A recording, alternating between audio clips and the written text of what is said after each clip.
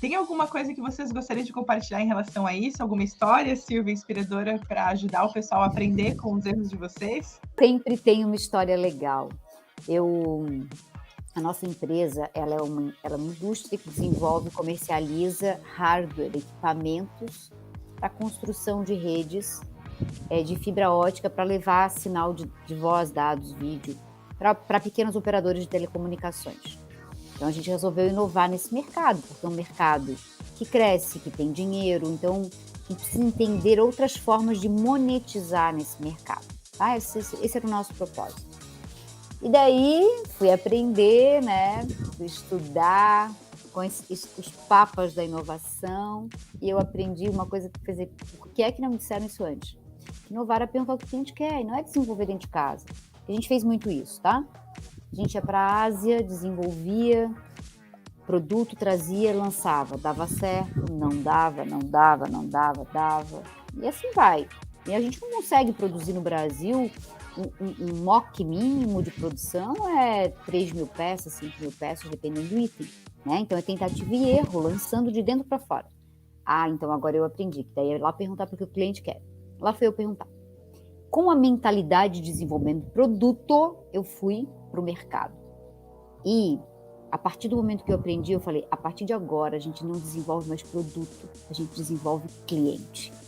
Aí eu vou lá, esperta, tava ali que estava afiada com a metodologia, para perguntar o que ele queria. E com um hardware na mão, né? Um modem na mão. Eu achava que ele queria uma velocidade maior, uma antena que tivesse um alcance melhor, uma luz de LED que incomoda à noite quando fica ligado. Aí ele começou a falar de outras coisas que não faziam o menor sentido para mim. Falava da gestão, do gasto dele com suporte, Ah, tá, entendi, mas não quero falar sobre isso, volta para cá, vamos falar de produto. Gente, no fundo, tipo assim, ó, o que aconteceu? Eu voltei frustrada para dentro de casa. A gente vai lá desenhar a jornada do cliente. Eu não tenho paciência para desenhar a jornada, você não quer nem falar do produto, gente. Como é que eu vou inovar? E no fundo, o que aconteceu? A gente desenvolveu um bot para atendimento de suporte nível 1, de pré-venda, de venda e de pós-venda, que foi fantástico. O suporte nível 1, que é um suporte muito básico, né, para o provedor, para as operadoras, ele ocupa um call center enorme, com um bocado de gente, enfim. Mas olha, para aprender isso, tivemos que fazer serviço de sombra, passar o dia inteiro no cliente para viver o cliente e sim entender a dor dele. Então não tinha nada a ver com o produto, foi uma outra solução, e óbvio, várias tentativas para chegar nela, mas a primeira coisa foi essa, né? Assim, é um tiro no pé eu ir para o mercado com pensamento de produto, se eu não for com pensamento de cliente, né? Isso aconteceu comigo, não foi com ninguém da empresa que eu posso contar, conheci alguém que fez, fui eu, né? Foi exatamente isso aconteceu comigo. Então, óbvio que é uma história engraçada hoje, mas que na época foi extremamente frustrante. Mas que bom que eu não desisti, que bom que a gente persistiu e que bom que a gente trouxe time depois com essa mentalidade que deu a continuidade, que os frutos estão sendo colhidos agora. Eu acho que uma coisa interessante da tua história é tu até foi fazer as perguntas, né? Mas tu estava focado nas perguntas erradas, porque eram as perguntas que tu queria fazer e obviamente tu não teve a resposta que tu queria ter. Não Mas é qualquer pergunta. Mas isso te levou ao caminho que tu tá hoje, que o caminho de como tu não desistiu, né? Tu continuou questionando, continuou se perguntando e obviamente um ponto chave nisso é em algum momento tu percebeu, né? Ó, eu tô fazendo as perguntas erradas e querendo as respostas que eu vou gostar, mas não são as que eu tô recebendo, então o que eu posso aprender com essas respostas e aí sim criar um produto que resolva o problema real do cliente. Muito bom, muito bom. Eu tenho uma também.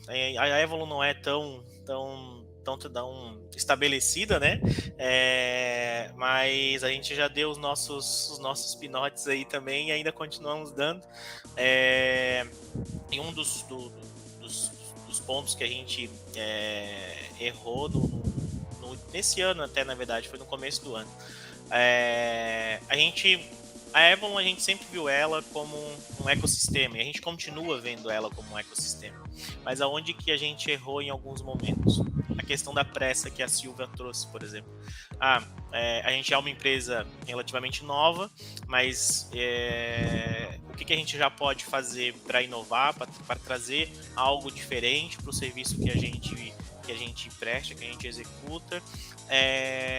A gente entende, isso que a gente já entendia o conceito de trabalhar, de desenvolver clientes, a gente executou, a gente pensou, a gente validou com o cliente, o problema existe, a solução que a gente queria adotar era uma solução que na teoria era uma boa ideia, né? O que aconteceu? Na hora de colocar esta solução em prática, a gente misturou a operação do nosso serviço atual com esse serviço novo, que a gente considerou 100% validado, mas ele não estava 100% validado. Então, quando a gente misturou essas operações, as duas operações entraram em choque e aí eu não consegui nem entregar o serviço novo, que seria, né, a inovação, né, que a gente estava buscando, e eu ainda atrapalhei o meu serviço atual. Então o que a gente fez? Volta, cancela tudo, entrega o que a gente tinha que entregar, restabelece o serviço atual de novo, continua funcionando. Só que o que acontece é que essa história, ela é uma história ela ainda está acontecendo, né?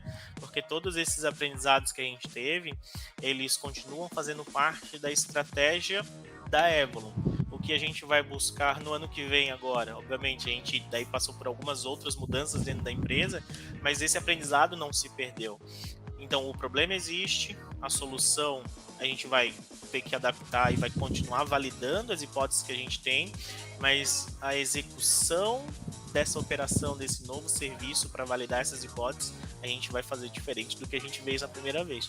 Então, foi um grande aprendizado com impacto psicológico, impacto financeiro, impacto emocional, porque não adianta todo mundo, e a gente fala, a gente tem que estar aberto ao erro e tal, mas quando é com a gente sente pra caramba, né? Puta que pariu, desculpa. Olha só, parecia tudo tão certo, né? E quando as coisas começam a dar errado e que tu precisa olhar pra dentro e dizer, tá, eu acho que por esse caminho não vai rolar. E ter esse discernimento de conseguir dar um passo para trás para depois conseguir ir para frente de novo, eu acho que é um dos grandes desafios aí nesse processo de inovação. E sem dúvida nenhuma, ano que vem a gente vai estar falando de como que essa história termina. Ou o próximo capítulo, pelo menos.